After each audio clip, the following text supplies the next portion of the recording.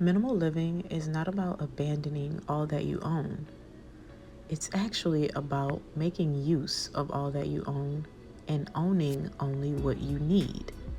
That being said, let's talk about some things you can declutter before 2024. Now, I know the idea or task of decluttering can be daunting, and perhaps you've considered it, but quickly abandoned the thought and ran for the hills when you realized you did not know where to start.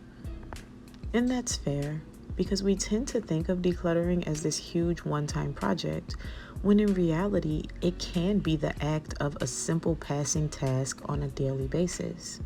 Here are 5 things you can declutter before the end of 2023 to prepare for 2024. Number 1, your junk drawer.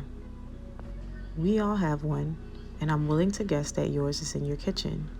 It's the drawer of miscellaneous items, the tool that came with a piece of furniture you have, batteries, product manuals, tape, pens, gloves. Need I go on?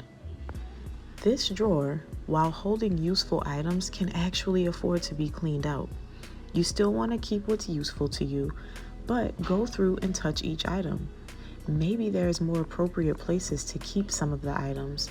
Maybe you'll find that some items don't need to be kept because they haven't been used. You might even find something that you've been looking for. So open up that drawer and get to work. Number 2, your sock drawer, your underwear drawer. Sometimes we do laundry and we just throw those socks and underwear in the drawer. And the truth is, we have so many unmatched socks and so many old pairs of underwear.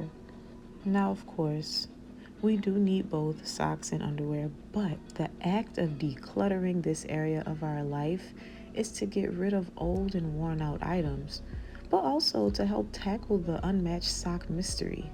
If we know that those socks have been missing for quite a long time, maybe we should just go ahead and get rid of it forever.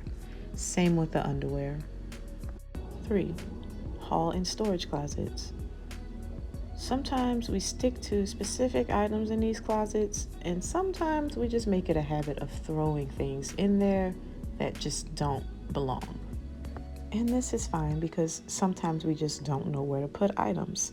But more often than not, even if the closet is only filled with necessary items, some things may no longer be of use to you. Go through, reassess the items there, see what you need, get rid of what you don't need, and maybe you can just reposition some of the things that you decide to keep.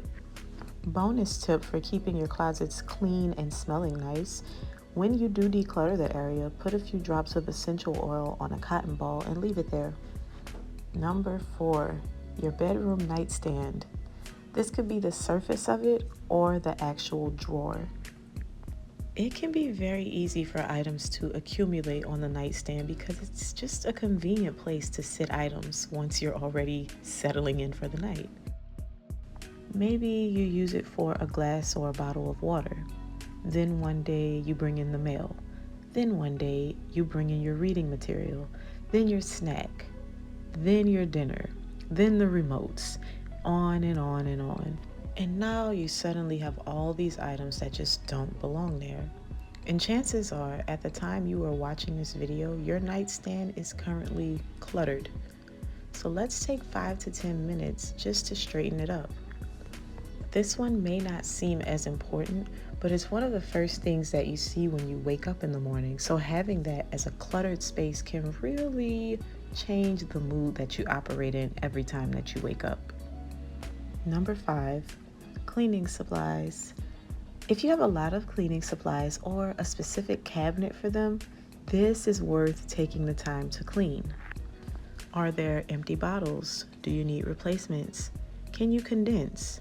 I mentioned in another video that I use baking soda, Castile soap, and vinegar for most of my household cleaner.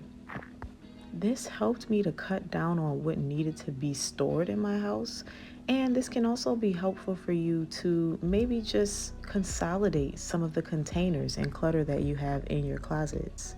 These are the areas we tend to not think about cleaning as much because they tend to be more out of sight, out of mind.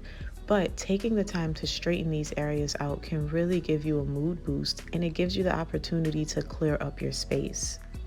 Now, these are all free and actionable steps, so I'd love for you to go ahead and get started right away and come back and tell me how you feel when you're done.